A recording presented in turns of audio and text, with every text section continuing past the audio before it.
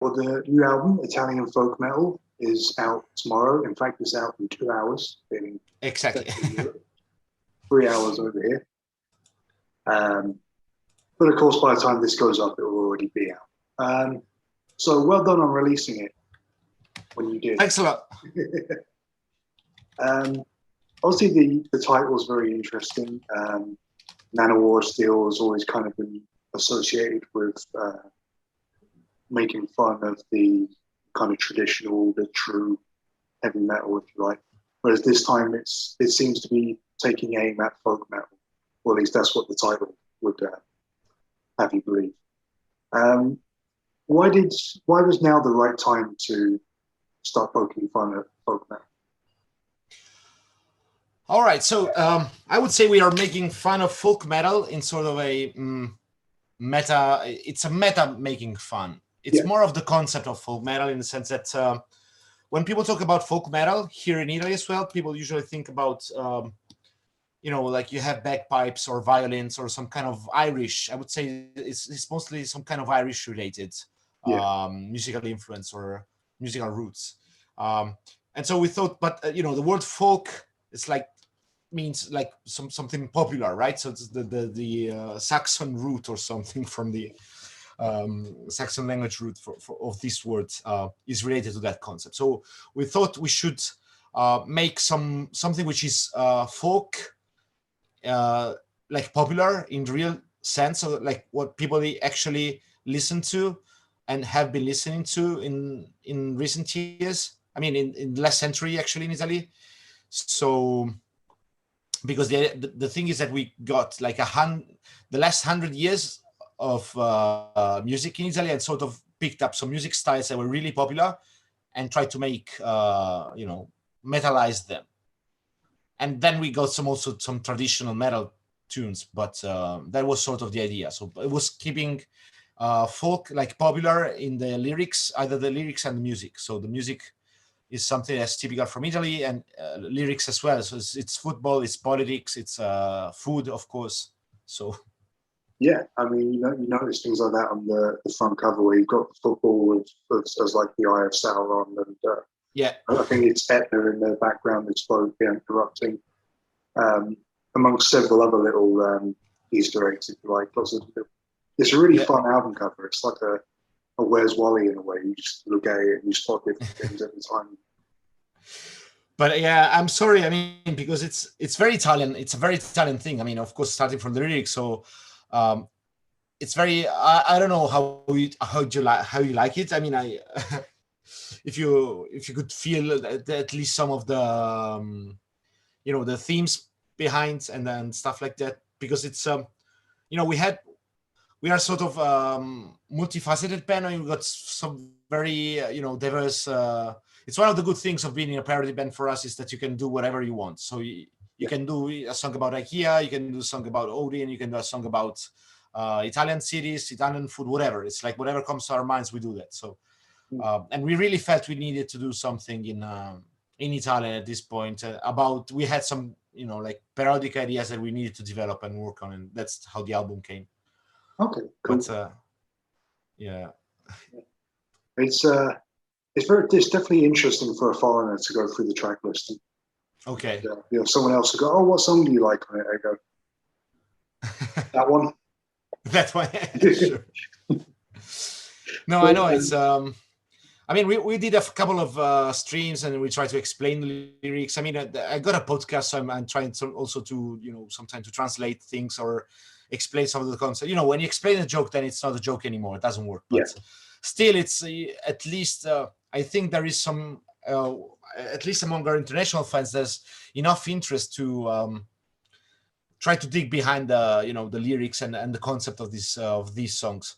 And so this is something that we've done and we're trying to do all the time. But of course, it's not the same. But one thing that's for sure is that we always work on as much as we can on the musical side. So the music side, even maybe there are some Italian references also in music, but still I guess you can understand that there's some work behind, even if you you don't understand the lyrics or you don't like it. We really worked hard on the arrangements and the metal part, so I guess there's a bunch of tracks that even if you don't understand the lyrics, you can still enjoy them as metal tracks. I don't know. That was our hope, at least. Well, definitely. I think because I first heard of Nanowar back in the what an arsehole. Back in the mid 2000s, you know, when the first album was out. Yeah. And I think, you know, Nanowar has had that underground following for quite a long time, because I think this is only the second album that's not been self-released. I know it's first through Napalm. I think the last album was released through a label as well, and all the others were. Stairway to Valhalla was self-released first, and then we had a re-release with Napalm. So technically, I don't know how would you count it. It's like, yeah, maybe it's the first one that's been fully released, like digital and physical distribution. The one before that, was re-released with by Napalm, but still they didn't release the digital part. So it's like 1.5, I don't know, 1.5 release or something. We had half a release before this one. But I think what makes Nanowar a successful parody metal band, comedy metal band, whatever you want to call it, is that the music is actually good. There's a lot of bands that kind of do it jokingly, and it's funny for one song or two, and then it's like, whatever. But with Nanowar, it's legitimately good music. It's good metal music. And that's the funny thing about Italian folk metal, is that even if you don't understand the lyrics, like you say, you're going to listen to it and just go, yeah, it's good metal. I don't understand what the fuck they're saying. It must be about dragons or some shit.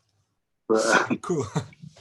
I mean, I'm glad you get a point. That was we hoped. I mean, we didn't. Of course, with this release, we're not looking for enlarging our audience beyond Italy that much. Of course, we know there's going to be some serious problem with that. But if you say so, that at least at least people who listen to this and can still enjoy it, that's more than enough. You don't have to be a fan or something. Just recognizing that it's. There's some work behind it. It's still like legitimate metal music, as you said. It's ready enough for us. But I think even if you don't speak Italian, when you really listen to it or you watch some of the new videos, especially like Polenta to Ragnarok, you do understand that there's something going on that's tongue-in-cheek. And I do find that I've enjoyed all three of the videos, unless there's some I don't know about. So far for Italian folk metal, they've all been very entertaining, very funny, and the one in German, my German's as bad as my Italian, by the way. Okay. Der Flug des Captain Iglo. Right. It was funny watching that. And I was like, well, there's definitely like some sort of food reference going on with this album, and also. I was reading some of the comments and someone said, the way to a German's heart is Captain Iglo fish sticks or whatever. Yeah. But I mean, that's one of the most Italian themes ever, like food. It's something that Italian people love to talk about. So that's the Polenta to Ragnarok is also about food. So, and this is, I mean, with this song, we're actually producing our brand of polenta. So it's, we're releasing it with Giorgio Mastrota. So that again, that's another reference that like people outside of Italy cannot really understand. But this Giorgio Mastrota guy, that if you've seen the videos, that's like this actors, like the main character of the video, and he's like a famous anchorman in TV. He's like a TV guy. Every day. He's mostly famous for now. He's selling pots and sofas, whatever, any kind of item you can see. Like being sold on television, it's actually him selling. That's why we wrote a song about this guy 10 years ago, like celebrating because he was selling stainless steel pots. And so that we had this song, like Giorgio Mastrota, the keeper of inox steel, of stainless steel, sorry, was our first hit in Italy because it was celebrating this guy as the king of metal because he's selling stainless steel pots. And so with the years, we got friends with him, though we made parodies of this guy. This guy's really, it's really huge. Everyone knows him. It's like he's a top-notch celebrity. It's number one. And he agreed to participate, to join the video. And we are basically producing together with him, like a polenta that's being sold in Italy. It's like this polenta is being sold actually. And this guy's like making an advertisement. He's making advertising every day on TV. And then he's now making advertisement for us, for our polenta. So it's something that's again, it's something that Italian people can really appreciate. But for us, it's like a dream come true. You know, like the guy that you've seen on TV since we were 5 years old, 10 years old, has been since forever on TV. Now is cooperating with us. He's such a cool guy, and he's joining our video, and is that's a big achievement. And that's really cool, man. I like that. And I like that. You're releasing your own polenta as opposed to like every other band seems to have their own alcohol. So here's X amount of whiskey, or here's X amount. Well, Blind Guardian made coffee, right? Yeah. I think I don't know. I don't want to judge our bands, of course, but we did this because we had an idea behind. So we had a song that's talking, and again, that song there's a nice process behind, because it was written by the fans. I mean, we wrote it with our fans on a streaming 1 year ago. Well, it's March last year, so it's more than 1 year ago. We made like a poll on our private Facebook group, and people, the fans were voting for titles. And then this one eventually got voted. And then we invited all our fans to join the stream. We got to one for an English song and one for an Italian song. We never really wrote the English song, because then it turned out we should have written a concept album about it. But the Italian song, that was written by the fans. And we were writing the song with people were proposing words and word plays and any kind of thing for the lyrics. And it was a lot of fun. And then it turned out that this Giorgio Mastrota guy lives in the region where this polenta taragna is being produced. Like the real polenta taragna. Then we made the polenta taragnero, which is like this word play. And so, then he joined, and we had, the produce was voted by the fans, and then we produced this, like something that was proposed by the fans with this, very famous TV guy. There's a whole there's a whole world around this song that we are so happy, and producing the polenta, like producing this brand of food. It's not like producing alcohol. It's like there's a story behind this. There's a whole song. There's a video. There's it's something we're really proud of. Yeah, it's amazing. Like you say, this is the first album being released through Napalm. It's the first new album to be released straight away through a label. And already Nanowar's has such a storied history. It's such a rich legacy already. It's quite amazing for a band to do that without that much support. Being more of an underground thing. If you go on YouTube, your videos have got millions of views. There's bands that have been going for years that don't have one video in that respect. That's we got a very dedicated audience, and so I don't know, we got a loyal fan base. I don't know, it's very nice. It's very nice to interact. That's what everyone says about their fan base, so I'm not saying anything new here, not interesting, but still it's something I really think when I see how we interact with the fans. We got our own private Facebook group. There's a few thousand people in there, and there's because of the attitude we have, so it's basically a meme factory. There's memes coming out every other day, and it's such a people are so passionate about trying to be as stupid as we are. So it's like spreading dementia, and that's something that works so fine. Well, why did you feel now was the right time to sign with a label? Well, I say now, obviously you've released the previous album, been re-released, but in recent years, why was it seen as necessary now to sign with a label? Look, because first of all, I think they made a very honest offer, very good offer.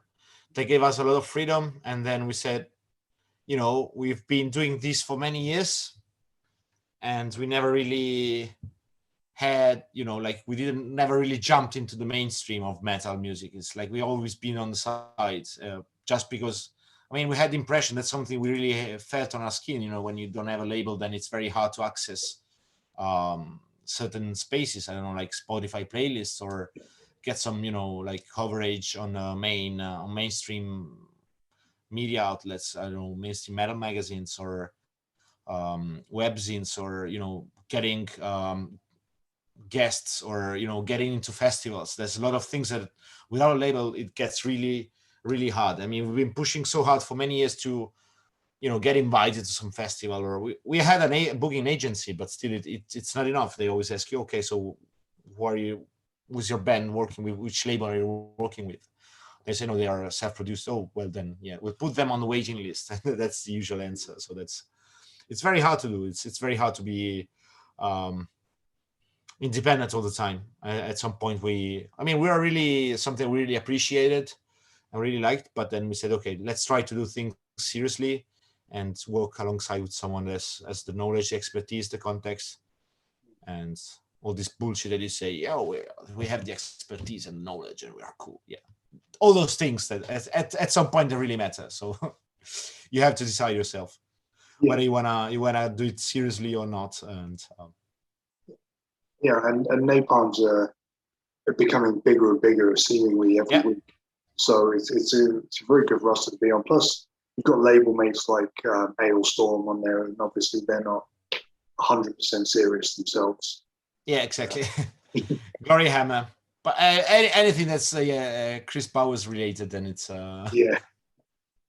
is not serious. But yeah, I think Napalm, they, at least the people we interact with, they have this good sense of humor, and they give us a lot of freedom on the way we do this, and it's cool. It's something I really appreciate. We needed to have this, but I guess it's something that's been more popularized on the internet in general. Like you see how even mainstream serious bands, they post memes about themselves or about the metal scene. Like no one is really taking themselves seriously nowadays. I mean, if you look at the Instagram accounts of so-called serious bands, and you might always encounter some kind of jokes or memes or non-serious posts. I think it's pretty common. And the ones that do take themselves too seriously, the comments are full of memes. So it's... Usually, yeah. I mean, I would say there's still a I don't know. I wouldn't know how to estimate the share. It's something I would say something between 20-30% of the metal fan base that's still pretty conservative from this point of view. Yeah, there's still, maybe it's pretty much country dependent. But in Italy, I would say there's we still encounter some, there's a lot of hate on comment sections, and we sometimes receive, like hate mails or insults, and because of the things we do, because we don't take metal seriously, and there's people that still think that metal should be some kind of religion, and so you cannot disrespect metal in the same way you cannot disrespect Prophet Muhammad. I don't know. That's the way I see it. Come on, they're basically Ayatollah or whatever you want to call them, like Mujahideen of. That's it. There's still, there's still quite a few of these guys around. So that's not a bad fucking song title, man. Metal Mujahideen. That's something we thought of. There's I don't know. We decided let's just not put Islam into the equation. So anything that is it might be dangerous. I lived 3 years in Jerusalem. I speak Arabic, and I would have a lot of ideas about making funny jokes with the Arabic language and metal, or Arabic culture, or which I did, by the way, with my friends there. But I wouldn't make it public. I would be afraid of making it public. Anything like that, it's no. Metal Mossad then. Sorry? Metal Mossad then. Yeah, no, that would be easier to do, yeah, I think. Sorry.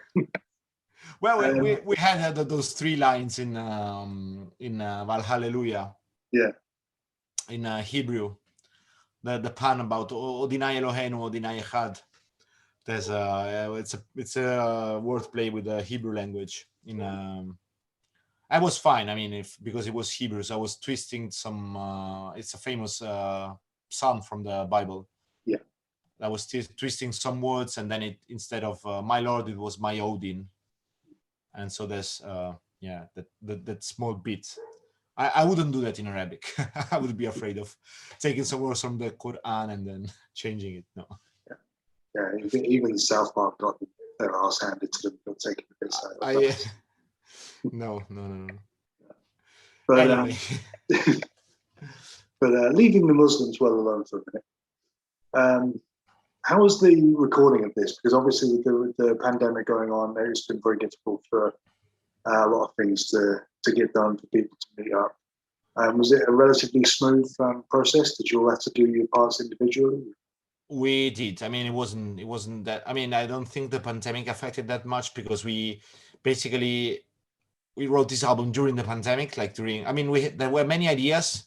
Like most of the songs they are born from ideas that we already had, like in the past, and we said at some point we need to do this, or at some point we need to do that. Like a song with Giorgio Mastrota, we need to do a song about, like again, this Scugnizia of the Land of Fires. It's a song about Naples, about this. It's singing, it's sung in Napolitan dialect, with the traditional, like the Napolitan style of music, and we said, okay, we need to do this with the metal style, but. Then as soon as the pandemic ended last year, so June last year, we entered the recording studios, because we recorded like in 4 different studios in Italy, like one for the drums, then we had another for the voices and the bass, then the guitars were recorded in another studio in Milan, because our guitar player lives in Milan, and then there's a 4th studio where we recorded all the accordion, violins, and all these weird instruments that I barely know how they sound like, but anyway, they got recorded somewhere else. And so then we got everything mixed together, and that's it. But it was smooth, because we were recording, everyone was recording on his own. Then we got the guests. Some of the guests, they just sent us the vocal tracks. They recorded in private home studios or somewhere else, and then we got everything meshed together. That was not the hard part. It was not hard at all. So cool. Yeah.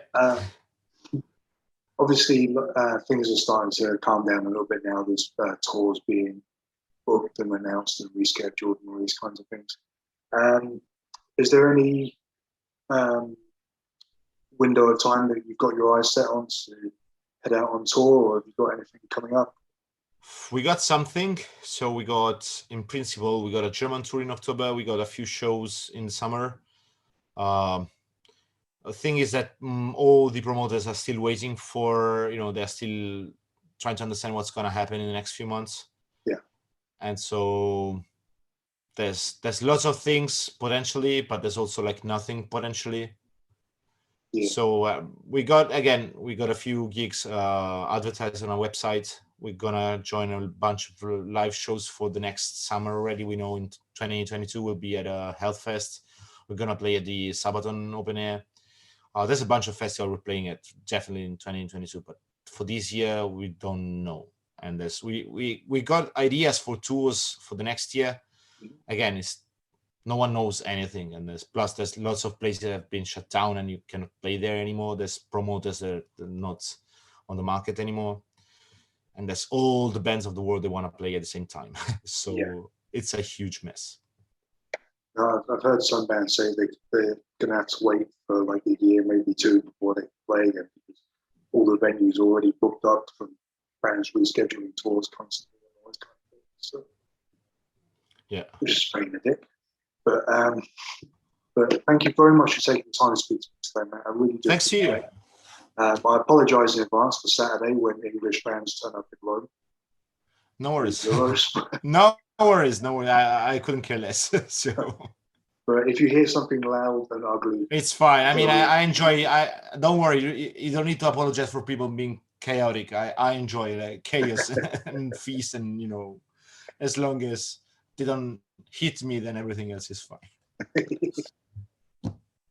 Thank you very much, man. And thanks a lot. Best of luck with the album. Thanks a lot.